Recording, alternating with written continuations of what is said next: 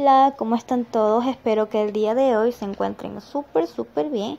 Y pues ya comenzando con nuestra clase de la materia de Quichua, vamos a aprender más acerca del tema mi cuna. Muy bien, mi cuna. Y pues tenemos un vocabulario en quichua y en español, en el cual están las siguientes palabritas: chuchi, aicha, pollo; palta, aguacate; sara, maíz; guaya, avena; chalwa, pescado;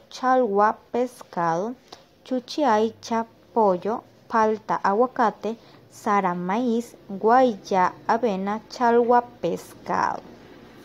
¿Sí? Usted va a tener que escuchar y luego repite después de mí.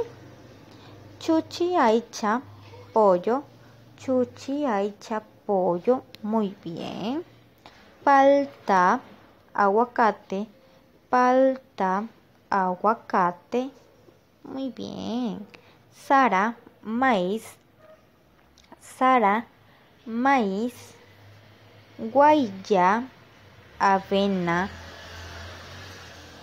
guaya, avena. Y por último tenemos chauya.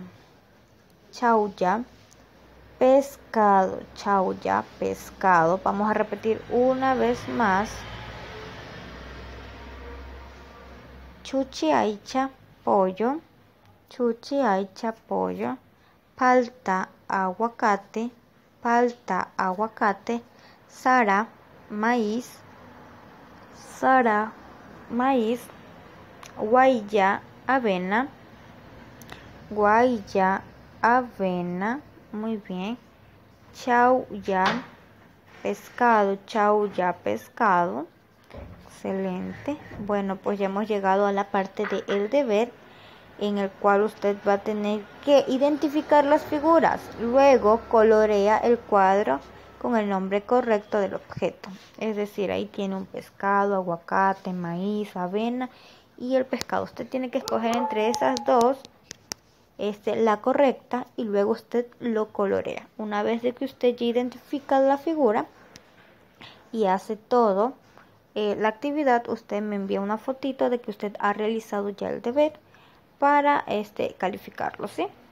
Yo con esto yo me despido. Gracias por unirse a la clase de hoy.